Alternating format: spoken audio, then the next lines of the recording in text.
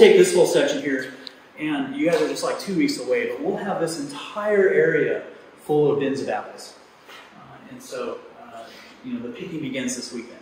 And so we'll bring it over here and fill in this whole area. And we have a couple strong people. We'll wait. You're not one of those strong people? That's usually not the part of the process that I really want to partake in. But, so yeah, this will weigh up to 2,000 pounds, and its accuracy is like half a pound. So we'll actually send data over here, and then we'll go ahead and have a printer. And so I'll get a bunch of apples. I'll go ahead and take a reading of how many pounds those apples are. And this is all for legal purposes. Mm-hmm. Like the federal government wants to know exactly how many pounds of apples went in to make sure that I'm not siphoning off some juice for myself. Mm-hmm. When we get the apples in here, you know, they're relatively clean, but not clean enough. And a lot of times there's leaves in here. And so we'll go ahead and take a bin and we'll put it up here. There is a machine called a bin tipper, which this is all set up to connect to, so the entire bin can come up just with the press of a button. It's just maybe my next purchase. And so we'll get the apples up here though manually right now, and we'll bring them across here, and this is to take out all the leaves. So all the leaves, the stems, not all the stems, but a lot of the leaves and any sort of debris will end up falling on the floor. It makes a mess, but you clean it up once at the end of the day and you can do it. This is the bath, so this bath will be completely full of water. And there's a piece not in here right now. It's a bit of a slanted piece that pulls, that kind of forces the apples over to here. And this is, again, full of water. It's filled up to about here. It's always spraying, like there's hookups, right? Actually, this hookup right here will spray water. The water comes down and fills up this bin. The water comes to the top, and we route it outside. So what's actually going on, we'll pull this out. This is an auger. Looks like I've got some cleaning to do before the next batch. But this is a huge auger, just like you do a post hole or something, and it will take all of the apples and suck them up. Now, you remember that apples float and pears sink. So, the interesting thing is, this little thing helps me get the pears. So it will go in here, and so all the apples floating will immediately get picked up. But when I need to get the pears, it will cause the suction to suck off the bottom and suck it up. All of it's pulled all the way up in here, and this is a 7-horsepower tri-phase motor. Like this thing, you know, think of your washing machine times 20. So this will take all of the apples, and there's like a cheese grater inside, and it'll run it through the cheese grater, and this thing just pours out applesauce. We usually have this table sitting right over here, and so these fit right in between. They fit perfectly right here. We also have a fitting on here that makes it so like it doesn't make too much of a mess. But yeah, so the applesauce will come in here, fill up these buckets, and then we'll take them to the press. The press is usually have this press sitting outside. And so this is a 400-liter press. We'll fill it all the way up. This basket actually sits in here. We'll just keep dumping, and this will actually be on the crane. We'll keep filling it up, and then when we're done, we'll go ahead and put this pretty stout lid on. And this right here is a bladder, and the bladder fills up with air. It's like a balloon, and it will fill all the way out, and when it fills, it starts pressing the apples against the side of the basket. And you can see a smaller version of it right here. So this is stationary, this doesn't spin or anything? Doesn't spin. Nope. This is a bit dirty, but then you're catching me a couple weeks before we get started here.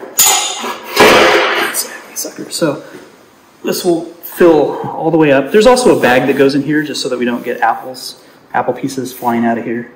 It's a bit messy if you don't have the bag in. And all the juice will come out. There's a thing right here. Valve. Yeah, where it comes out. And then so from here, you have just juice that goes in the fermenter. Yeah. I like to use I like to use a really small tube. We'll send it in. This stuff is amazing. The new technology, like the tube looks dirty, it's totally clean, and it's antibacterial. So, and it's not silicone. It's a new kind of chemical that just will not hold bacteria at all. We do a sterilizing routine on it before we use it, but we'll use this to go ahead and bring it into the fermenter. So production of alcohol is anaerobic, so it doesn't need. In fact, it can't have oxygen. However, duplication of yeast. So when you first put a batch of yeast in and you want it to duplicate and start essentially growing throughout the cider, you want oxygen. And so we'll actually inject, after we put the juice in here, we'll pitch the yeast a day later, after the sulfides have gone and killed off all the bad native yeast. We'll go ahead and fill it up with, we'll go ahead and put a certain amount. In fact, this is not your normal kind of pressure gauge. This actually measures how many liters per minute of oxygen you're putting in. And so I have the volume in here. I look at how many liters per minute I'm putting in. I have a table that I look at, and so I put in a certain amount of oxygen. That makes the yeast multiply. And the yeast will multiply until they run out of the oxygen. So I turn it off, they keep using up the oxygen, they run out, and as soon as they run out, they switch into anaerobic mode, and they start turning the sugar not into themselves, but into alcohol.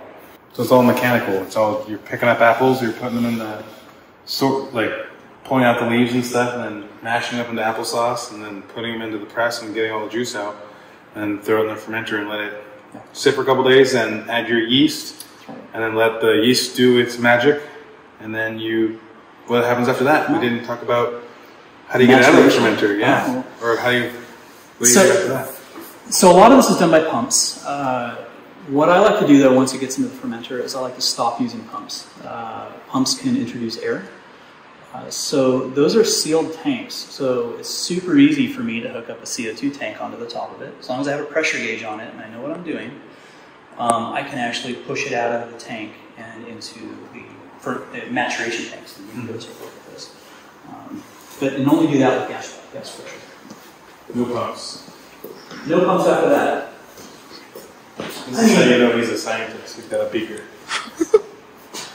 This is actually what we use for the yeast. So I have 3 mixing plates, and so I do have the, if you guys remember from maybe high school or college chemistry, there's like a little magnetic stir, the pill, and so we'll do yeast in here. It usually takes, for a tank that size, for the big one, we'll do about 6 of these. And they'll be completely full of yeast that are all rehydrated, and we'll pitch 6 full 3-liter containers of yeast. Wow. It's a lot of yeast. So it's dried and you just add water? I do, I buy the dry stuff. I have a hydration, I call it a protocol. Like it's a very kind of like, at this minute, at this temperature, you do this thing. And if you follow it to the letter, the yeast always turns out high quality. If you deviate at all, something could go wrong. So it really is science. Well, this was just following instructions. So it's someone else did the science. Like a recipe, someone else did the science on this one. There's a little science that we do over here where we actually check the pH. I will add malic acid if it doesn't have enough acid. Some of the apples you tasted over there are bitter and not sour. But the pH really affects the kind of microbial load inside of the tank, and so you do need a pH. You do need a low pH. That's one of the things we test for, and then when it's done, I can also do a sulfide test as well, just to make sure I usually get about 75 parts per million, and nothing over that. It's again something the government wants to know. Okay. So this is the batch we made last year. It's not super big, but each one of these tanks is 200 liters. So you could fill raw cider. You could probably fill four full kegs, like the kegs you would get at a bar. But we do also add in a little extra water, and we add a little extra sugar and some other ingredients to it when we're blending. So at the end, you can almost end up with 5 full kegs of cider off of one of each one of these. And what is this contraption? So that's an airlock. Two types of airlocks. This is the kind of the low gas one, and this allows extra CO2 to vent off of the cider. It will do like what's called secondary fermentation, where over a period of time, over the winter, like after we've gone ahead and got these in the casks and shut everything down for the winter, it will still slowly ferment and get every little bit of sugar. Mm-hmm. Pears specifically also have a sugar called sorbitol in them, and it tends to not ferment, but if it does ferment, it ferments very, very slow over a period of time, so mm-hmm. it will still produce gas even into the spring. Yeah.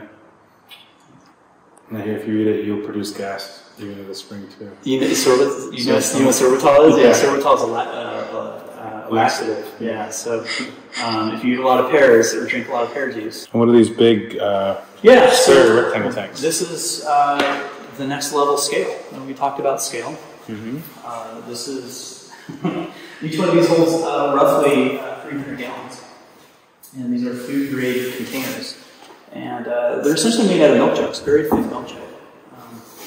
So they don't impart any flavor on the cider. They're really good for cider. Most of the industry is turning over to these. And then, we talked a little bit earlier.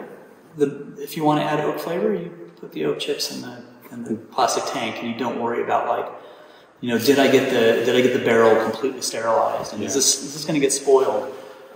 These allow a lot of control over the product. And the nice thing is they're palletized, right? So if I want to do it's going to be a couple thousand pounds. Yeah. But this pallet jack, you can easily, on a level ground like this, you can easily move 300 gallons of cider around and move it anywhere you want. So that's cool. And how many of your fermentation tanks equals one of these? Well, you can make me do math. Well, so I can fill 2 of these with the big tank and half of one of these with the small tank. Gotcha. When doing bottles, the first thing you have to do is you have to rinse them, usually with sanitization. And it's kind of a waste to take clean bottles that you're sanitizing and then sanitize them and throw the water on the ground, or throw the water down the drain. And so this will be full of sanitizer, and we'll actually run a pump. Actually pumps right here, and then we'll run it through a filter, and then we'll reuse the sanitizer. And so this makes sure that you end up with clean sanitizer every time. And there's a little sensor down here, and so you just take the bottles and you stick them on this, and when you push it down, I think it just sprays. And then we have a tree that you hang them on. And there's 2 of those because you have 2 hands? Yeah. And here's another, and so it says scale of 2. And so this is a counter pressure bottle filler. And so we'll just go ahead and put the bottles on here and flip a switch, and it'll pull it directly up. It'll make a seal. It'll flush the bottle with CO2, and then it'll start filling it up with pressure so that it doesn't foam. And then when it's done, it'll let go and foams a little bit at that point, so it does get a little messy. And then you cap it? Cap it, yeah. So then the capper was next door on the kegerator. The idea is that this whole area gets filled in at some point with tanks and for maturation. It's a pretty good sized area. It's not air conditioned, but it is heated. And honestly, it's the guy who built this was a furniture shop, and so conveniently he put big giant doors in to get furniture in there. Yeah. When you make a batch, are you importing a bunch of apples from someplace in Washington and using yours as like kind of the boutiques, or is that like a future plan and you're mostly using your own apples now? I'm 100% using my own apples right now, and the future plan would be to, this even if I put in 7-8 acres of apples, it wouldn't be enough to create a business large enough to sustain your retirement. So I'd still have to bring in like a base cider.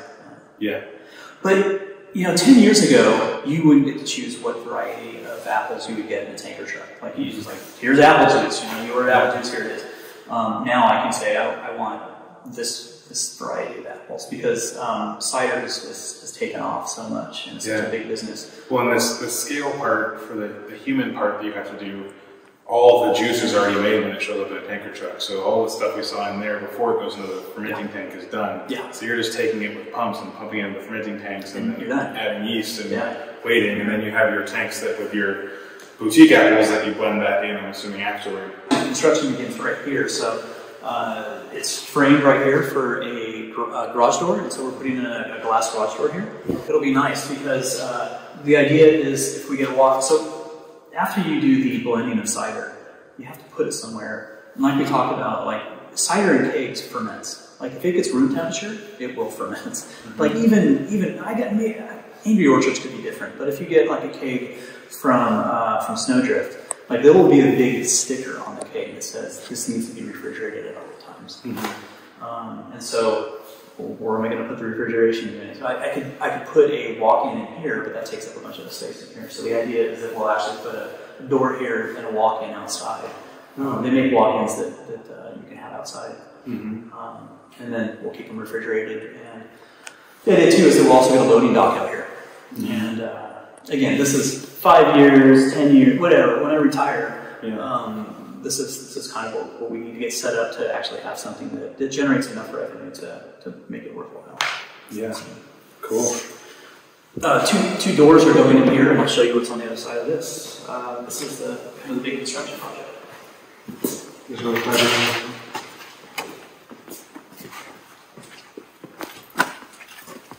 So this right here is a room. I don't know what he was going to use it for. I think he was going to use it for a bathroom, but it has all the plumbing. And so what we would do is we'd hook this up for a keg cleaning station. So we'll set up a keg cleaner here. It's a system where you just take an empty keg, you set it on top, you screw it, you press a button, you walk away, and you come back after the cycle's done. You take it off, take the next keg, put it on. Just kind of run through the cycle. So that's what this room may be used for. Cool. Future, but got some construction to go. A bit of a mess, but this is the idea here is that eventually this will be a tasting room. A lot of work would have to be done around the property to make the property a lot prettier.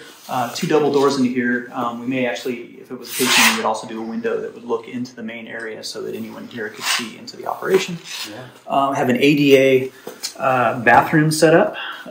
So this is all framed in for the ADA bathroom. Right now, everything's exposed so that we can get some extra permitting done. Mm-hmm.